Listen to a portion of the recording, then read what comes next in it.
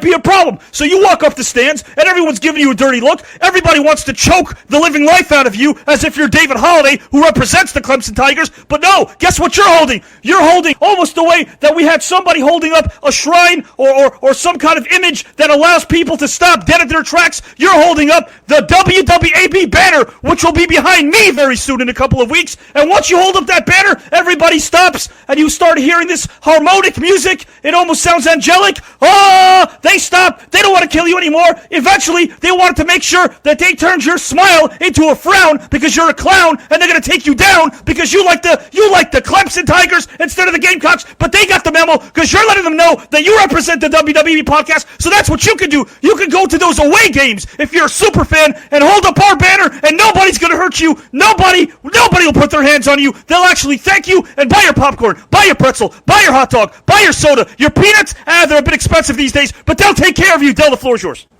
You know, it's amazing what's going on, under the umbrella on the platform of WWAB, and just the benefits that come from being associated with that. Right. Free groceries, free parking spaces. Yeah. We do have a wonderful family here, Avi. It's amazing how this thing has grown. And as we say time and time again, and we continue to say it because it's the truth. Again, it's reality.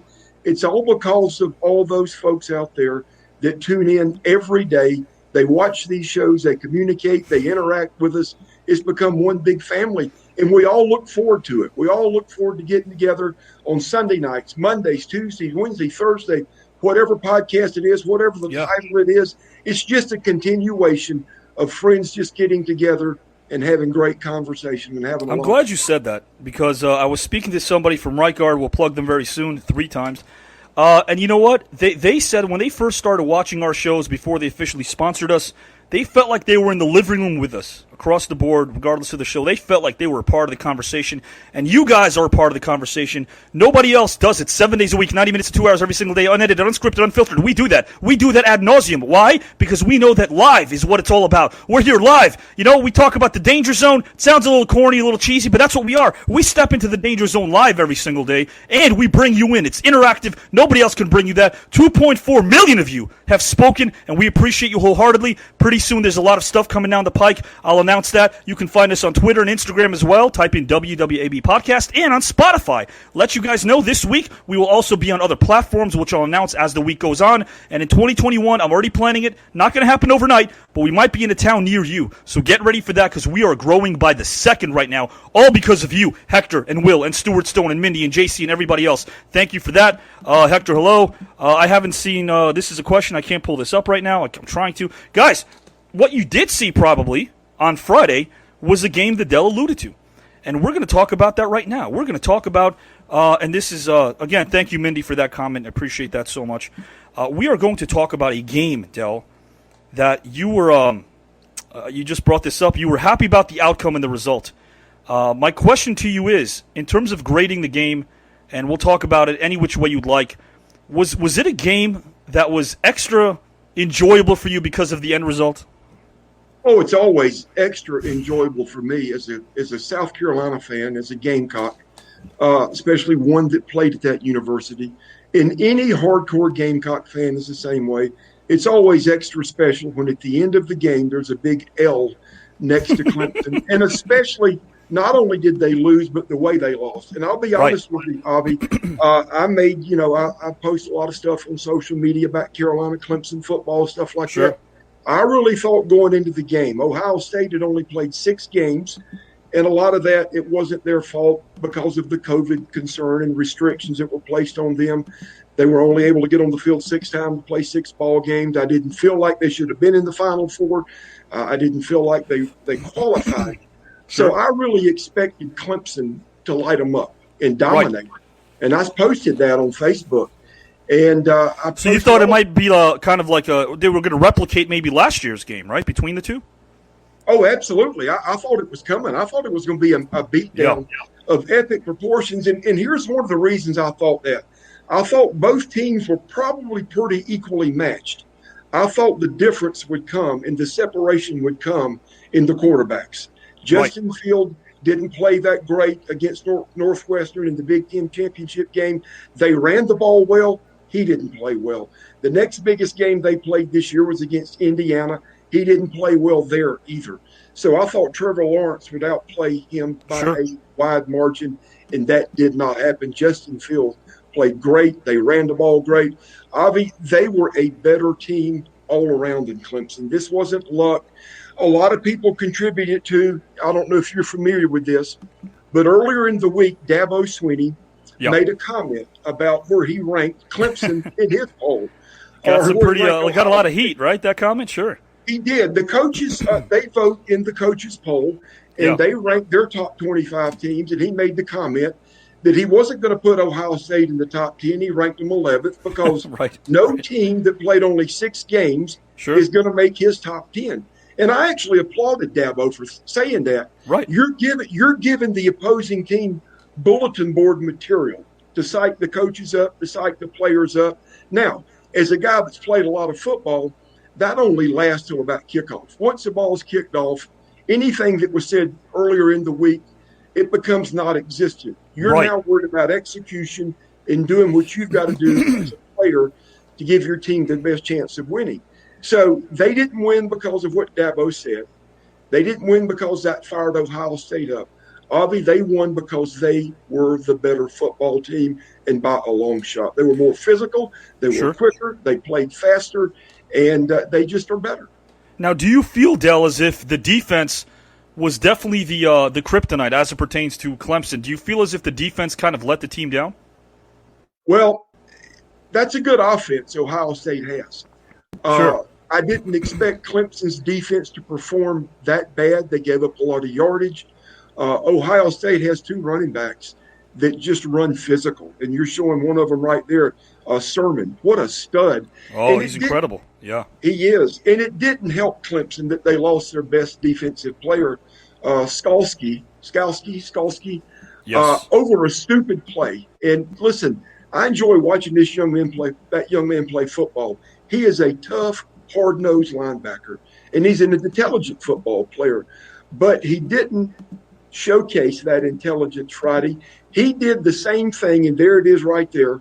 That's a targeting call. It's not hard. If Right. you wanted the definition of targeting, that is it right there, Avi Klein. Face down, you're leading Absolutely. with your helmet, the top of your head, and he did the exact same thing in the LSU game for the national championship last season. So on the biggest stage, the biggest game of that's his right. career, he's done it twice, and that's just not intelligent football. He hurt his team big time. Without question.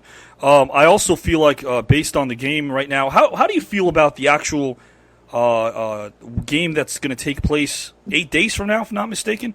We're looking at the Ohio State is not exactly a team. And guys, excuse me if I'm a little raspy right now. Do you think it's Ohio State can actually take the entire thing, Del?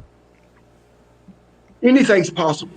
Alabama did. Hey, Joel. Alabama did, I think, what the entire college football fan base thought they would do. They Right. dominated Notre Dame. After the way Notre Dame played against Clemson, we knew Alabama would just boot stomp them, and they did. Alabama is explosive. Avi, their quarterback probably had the best year statistically of any quarterback in the country this year. I'm not saying that he's Sure. the best quarterback, but he had the best year. They've got the best running back in the country. They've got the best wide receiver in the country, and they've got plenty of talent to complement those 3 guys.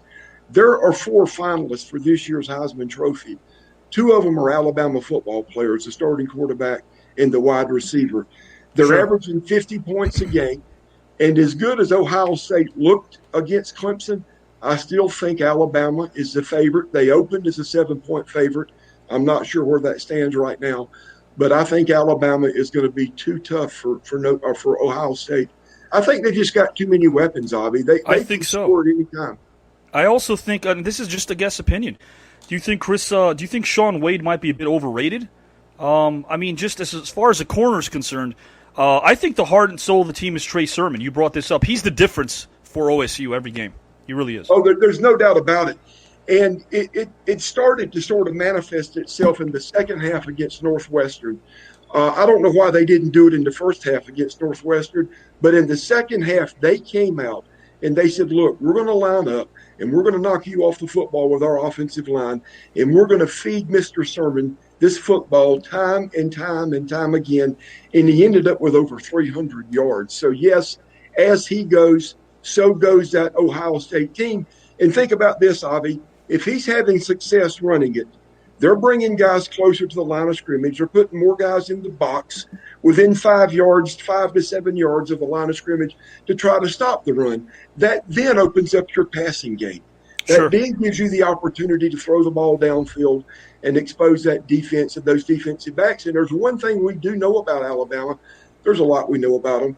But one thing is their defense has given up some yardage endpoints this year. That's true. So if Sermon gets going, that's going to give Fields an opportunity to take the ball downfield.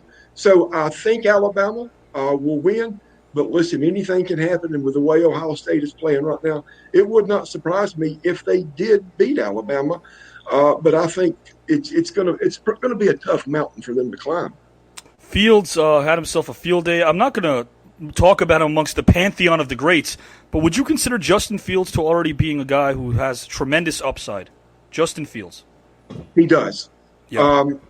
He has struggled at times this year. It'll be interesting to see him transition into the NFL and how that plays out. I honestly have my doubts that he can transition into a big-time quarterback. Because of one specific area or a couple of different areas, perhaps? Well, we've seen a lot of guys like Justin Fields leave Ohio State. Dwayne Haskins is just the most recent example.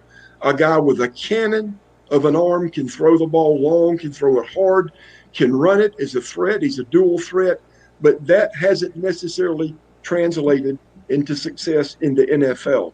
So I'll be interesting to see how that works out. But, yeah, he's a ball player. You know, he transferred from Georgia. He's a Georgia boy. He went to Georgia. It was obvious he wasn't going to get any playing time there. Yep. So he transferred out to Ohio State and has been the starter from day one and is a tremendous football player. So we'll have two great quarterbacks playing a week from tomorrow night for the national championship and with a lot of tools around them. But it'll be interesting to see. I'm glad we got one more game of college football. It's absolutely the best. It really is. And